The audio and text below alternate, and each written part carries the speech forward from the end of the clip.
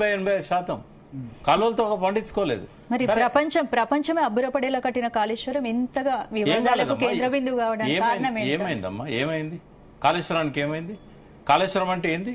కేవలం 3 బ్యారేజ్లేనా కాళేశ్వరం అంటే? లేదు 3 పియర్లేనా? 200కు పైన పియర్స్ వల్ల ఒక పియర్ కుంగింది. ఒక పియర్ కుంగినందుకు పక్క పిల్లర్ల మీద ఎఫెక్ట్ పడ్డది.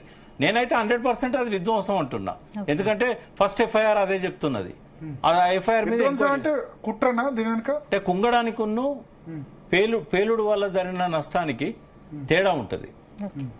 నేను ఇంజనీర్ కాదు కాబట్టి నేను దాన్ని సర్టిఫై చేయలేను. బట్ ఎన్డీఎస్ఏ ఇస్తుందేమో అని ఎక్స్పెక్ట్ చేశాను. అక్కడ కుంగినట్టు లేదు, అది పేలినట్టుంది.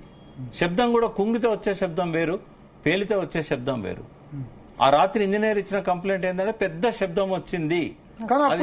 కిలోమీటర్ ప్రకాష్ గారు అప్పుడు బీఆర్ఎస్ ప్రభుత్వం ఉంది, అప్పుడు ఎందుకు దాని మీద విచారణ చేయించలేదు? ఇప్పుడు ఆ విచారణ జరపాల్సింది కేసీఆర్ కాదు.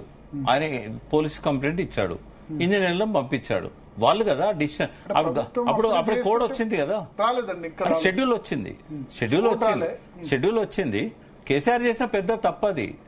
నేను ఇక్కడ ఉండుంటే బాగుండేది. నేను అమెరికాలో ఉన్నారు. ఒకటి భరత్ గారు, అక్టోబర్ 21 నాడు అది జరిగిన తర్వాత తెల్లవారిపోయి అది విధ్వంసమా లేకుంటే కూలడమా?